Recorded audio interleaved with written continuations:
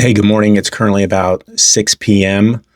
Tehran time, and strikes continue both from the U.S. and Israel, as well as retaliatory strikes from Iran, the Islamic Revolutionary Guard Corps, or IRGC. I'm going to just call it by its acronym here.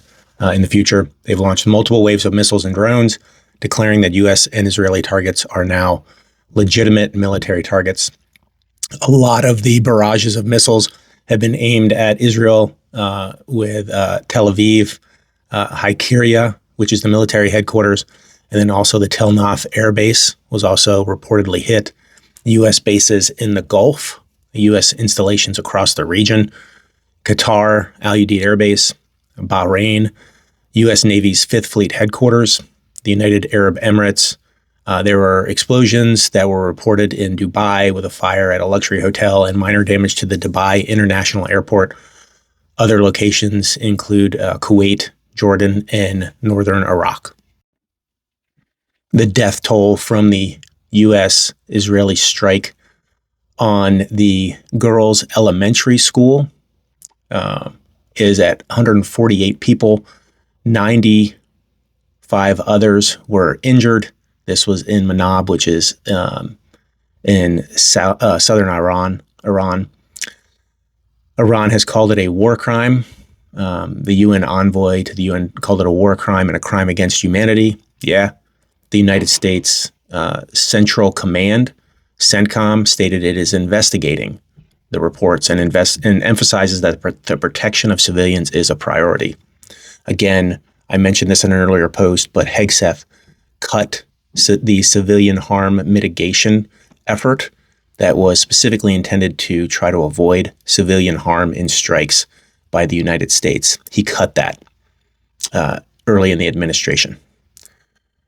Israel said it was not aware of any operations in this specific area, but is checking the reports. This comes after numerous sources have said it was an Israeli missile that struck the all-girls elementary school, resulting in 148 deaths so far. International reaction is still coming in.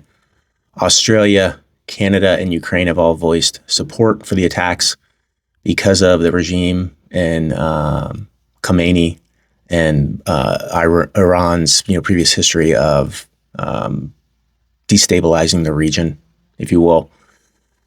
There have been several calls of condemnation and calls for diplomacy. The United Nations condemned the military escalation, stating it undermines international peace and security, and called for an immediate cessation of hostilities. The European Union called the situation perilous and emphasized the protection of civilians and international law. France, Germany, and the UK, in a joint statement, condemned Iran's retaliatory strikes on its neighbors, but refrained from directly endorsing the initial U.S.-Israeli action, instead urging a negotiated solution. And the Vatican came out. The Pope expressed deep concern and called for an end to the spiral of violence. Russia and Putin both criticized the strikes as a violation of international law and a dangerous spiral. Russia called it an unprovoked act of armed aggression. The Arab League condemned the retaliatory strikes by Iran on Arab nations as blatant violations of sovereignty, while expressing grave concern over the overall instability. Oman has been a longtime mediator in this whole thing between the U.S. and Iran. They expressed dismay that active negotiations were undermined. Again, there were supposed to be more negotiations this coming week, and warned the U.S. not to get sucked in further. Saudi Arabia denounced treacherous Iranian aggression in its retaliatory strikes and affirmed solidarity with neighboring countries targeted by Tehran. Remember, reports were coming out that Saudi Arabia behind the scenes was pushing for this strike on Iran big time, along with Israel.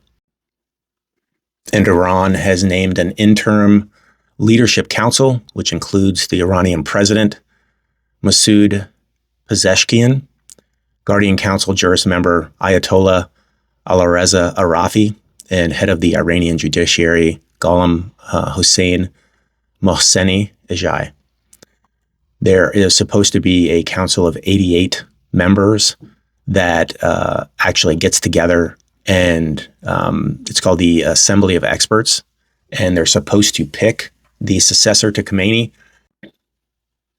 And finally, one of the guys who got us into all this, because he was bought and paid for by certain countries in the region, to include Israel, Donald Trump came out and said, Iran just stated that they are going to hit very hard today.